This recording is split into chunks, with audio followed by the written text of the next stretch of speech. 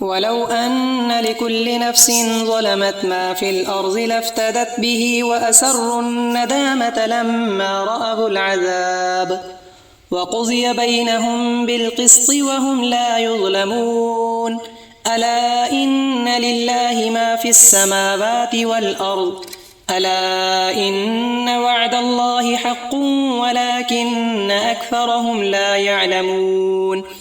هو يحيي ويميت وإليه ترجعون يا أيها الناس قد جاءتكم موعظة من ربكم وشفاء لما في الصدور وهدى ورحمة للمؤمنين قل بفضل الله وبرحمته فبذلك فليفرحوا هو خير مما يجمعون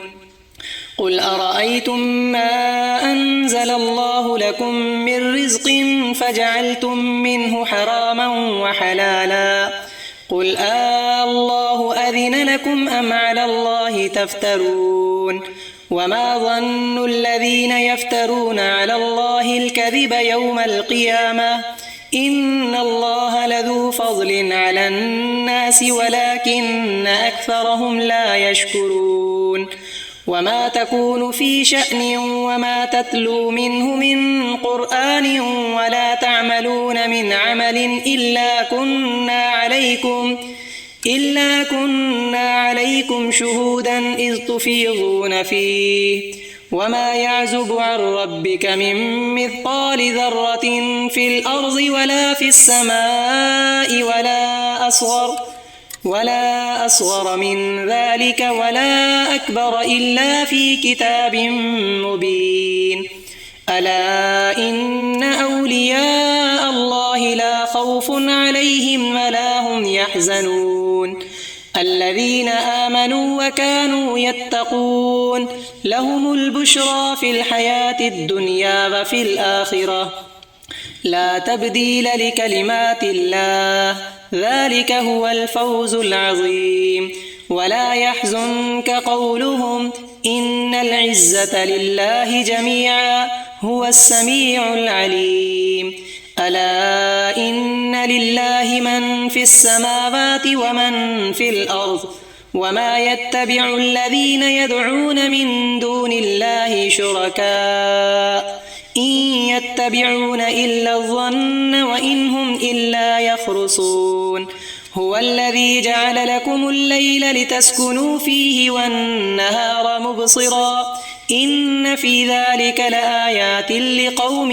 يسمعون قالوا اتخذ الله ولدا سبحانه هو الغني له ما في السماوات وما في الأرض إن عندكم من سلطان بهذا أتقولون على الله ما لا تعلمون قل إن الذين يفترون على الله الكذب لا يفلحون متاع في الدنيا ثم إلينا مرجعهم ثم نذيقهم العذاب الشديد بما كانوا يكفرون واتل عليهم نبأ نوح إذ قال لقومه يا قوم إن كان كبر عليكم مقامي وتذكيري بآيات الله فعلى الله توكلت فأجمعوا أمركم وشركاءكم ثم لا يكن أمركم عليكم غمة ثم اقضوا إلي ولا تنظرون فإن توليتم فما سألتكم من أجر إن أجري إلا على الله وأمرت أن أكون من المسلمين فكذبوه فنجيناه ومن معه في الفلك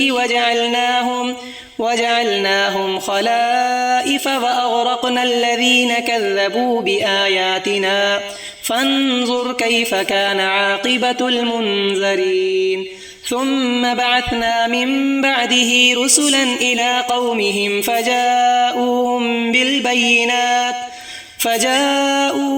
بالبينات فما كانوا ليؤمنوا بما كذبوا به من قبل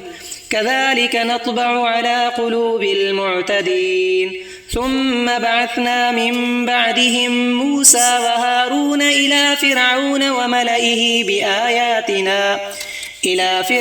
وملئه بآياتنا فاستكبروا وكانوا قوما مجرمين.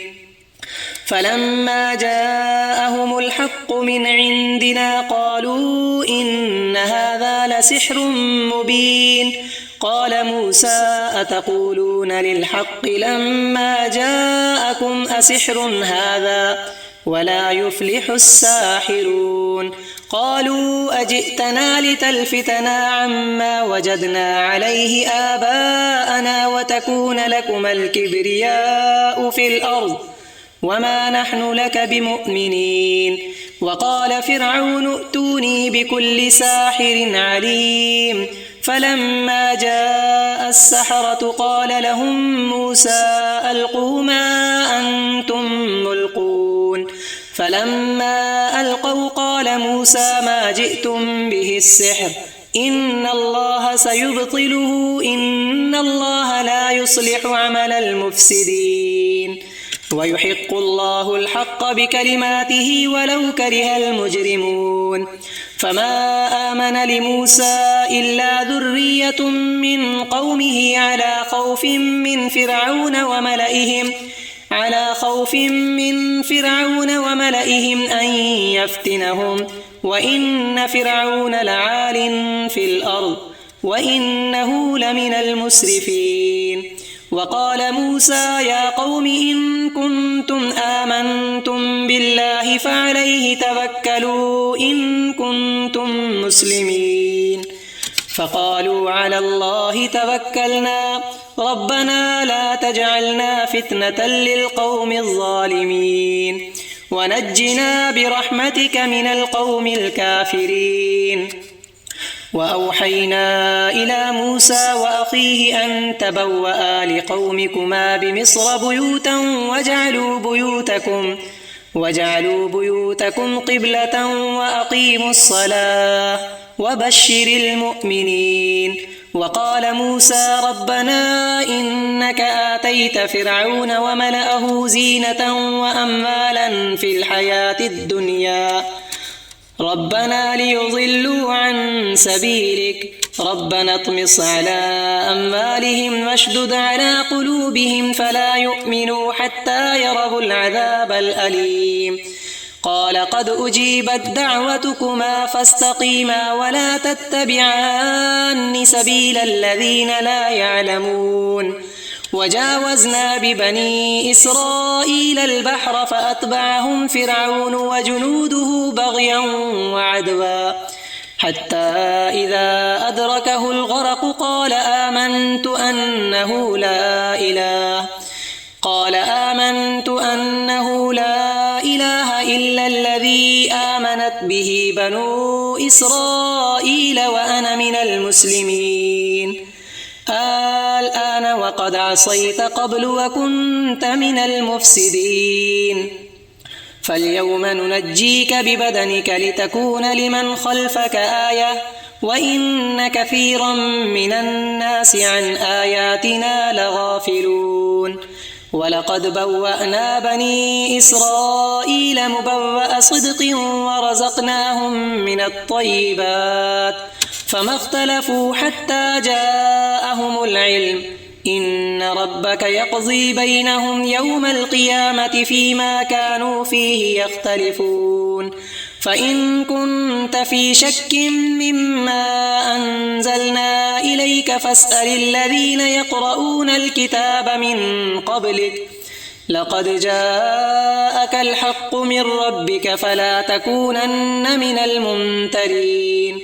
ولا تكونن من الذين كذبوا بآيات الله فتكون من الخاسرين.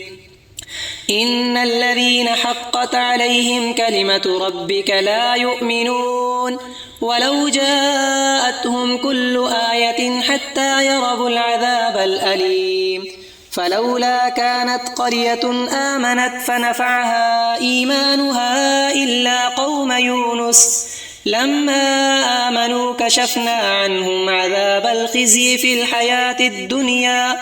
في الحياة الدنيا ومتعناهم إلى حين ولو شاء ربك لآمن من في الأرض كلهم جميعا أفأنت تكره الناس حتى يكونوا مؤمنين وما كان لنفس أن تؤمن إلا بإذن الله ويجعل الرجس على الذين لا يعقلون قل انظروا ماذا في السماوات والأرض وما تغني الآيات والنذر عن قوم لا يؤمنون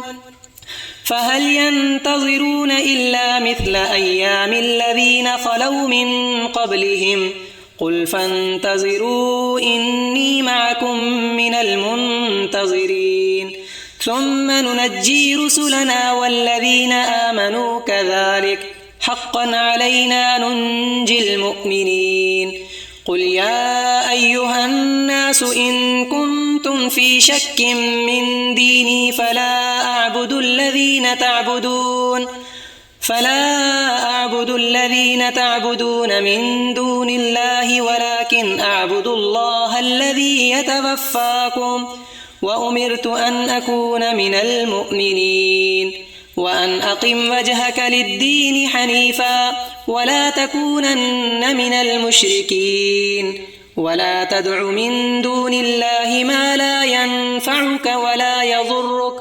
فإن فعلت فإنك إذا من الظالمين وإن يمسسك الله بضر فلا كاشف له إلا هو وإن يردك بخير فلا راد لفضله يصيب به من يشاء من عباده وهو الغفور الرحيم